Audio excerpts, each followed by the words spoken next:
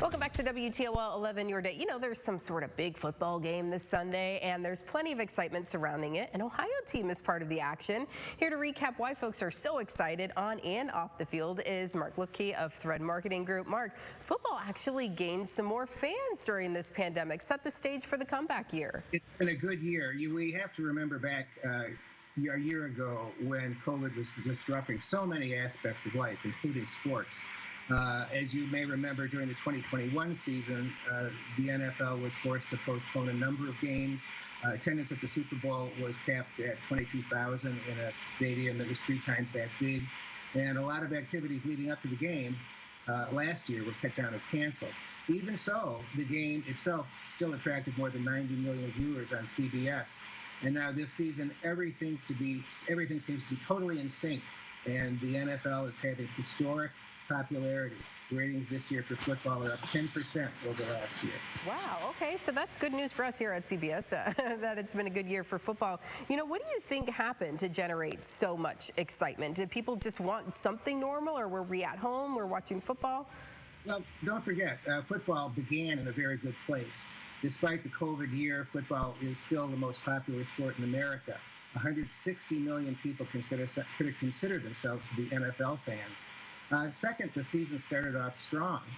Live sports is one of the hottest segments in TV advertising, so ratings are a good measure of how much the audience is engaged. And this year, in the regular season, viewership was up from the start. On Thanksgiving Day, so those of you who are watching WTOL saw the Cowboys-Raiders games. That was one of the highest rated regular season games in NFL history. So it's very typical that when the playoff season came along, there was a huge audience to begin with, but then we saw some stunning upsets in the last couple of weeks. A couple weeks ago on Toledo 11, the Bengals won in the final seconds on a field goal. 4 games were decided by a combined 15 points on game-winning scores late in the fourth quarter, and average postseason ratings were 15 million people each for each game.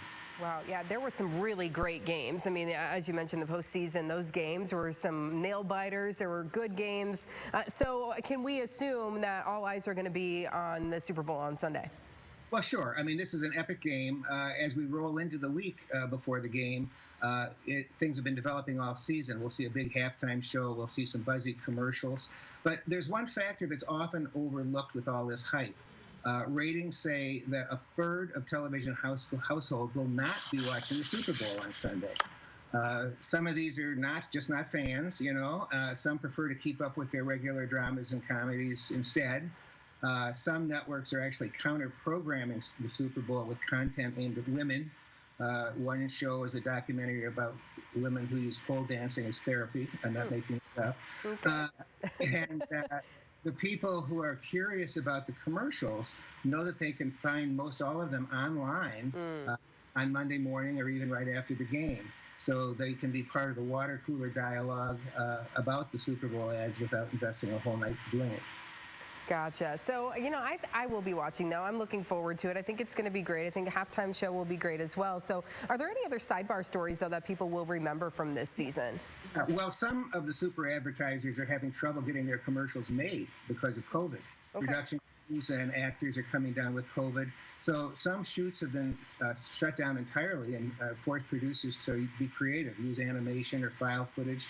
And I think as well, some brands are scaling back their traditional Super Bowl week events in an effort to kind of still be in sync with the national concern about COVID. So the vibe on the field will be great. It'll probably be a great game to watch, but some people are finding other things to do for reasons of safety and personal preference. Okay, interesting things to look at there and pick apart, look at that data, see what those trends are. Like I said, I'll be watching. My team's not playing this year. We had last year. It was a great year, but this year I think I'll enjoy more of the commercials and the food and that sort of thing, and not as invested in maybe the game this year. My Cincinnati friends will tie me to a chair so I don't miss any minute of it. Yeah, I will be rooting for the Ohio team this year, though. All right, Mark, thank you so much. Thanks for joining us.